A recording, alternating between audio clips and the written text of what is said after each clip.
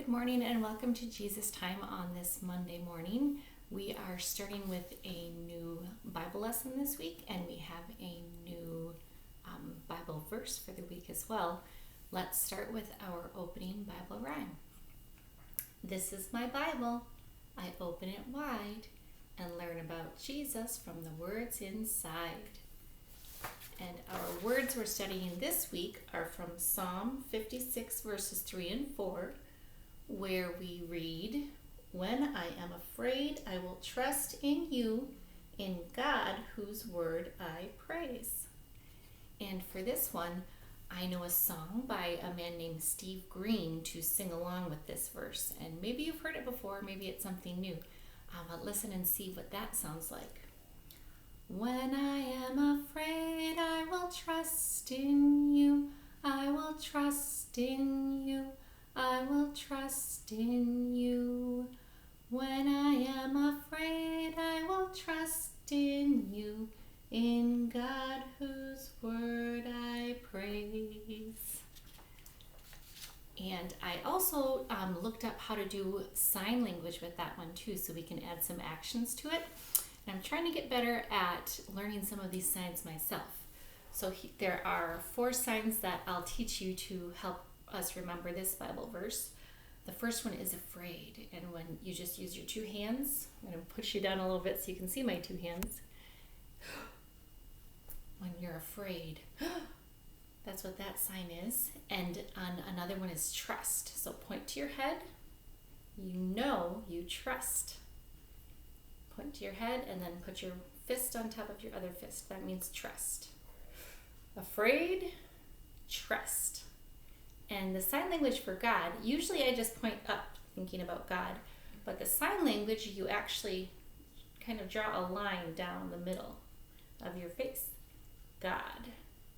I'm afraid, but I trust in God, whose word I praise. So the sign language I saw today that for praise, you just give a little clap. That means praise. So when I am afraid, I will trust in you, in God, whose word I praise. And we'll keep practicing that for the week. In our devotion book that we're using, we are on the 4th story. This is about the Patient Camels. See if that's a good spot. Maybe I'll shift this way a little bit. That looks better.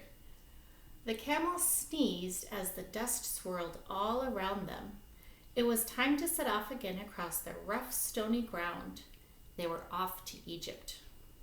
Young Joseph's hands were tied together and fastened to a rope. He's way in the back there, being led by a camel. All he could see in front of him as he stumbled through the sand were the backs of the patient camels. "Where are we going?" he cried desperately. No one answered. The only sound was the soft padding of the camels' hooves. Joseph knew he was in big trouble. It had all started with the coat his father had given him, a fantastic coat of many colors. But it made his older brothers so jealous that they planned to get rid of him. First, they threw him into a deep well.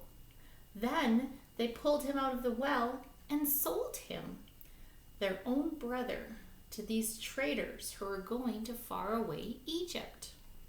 But God had great plans for Joseph in Egypt. When he grew up, Joseph would be second only to the great king in wealth and power. And one day, Joseph would save his whole family from starvation. Now, starvation is kind of a big word. That means that they don't have any food to eat, and their bodies are starving for food.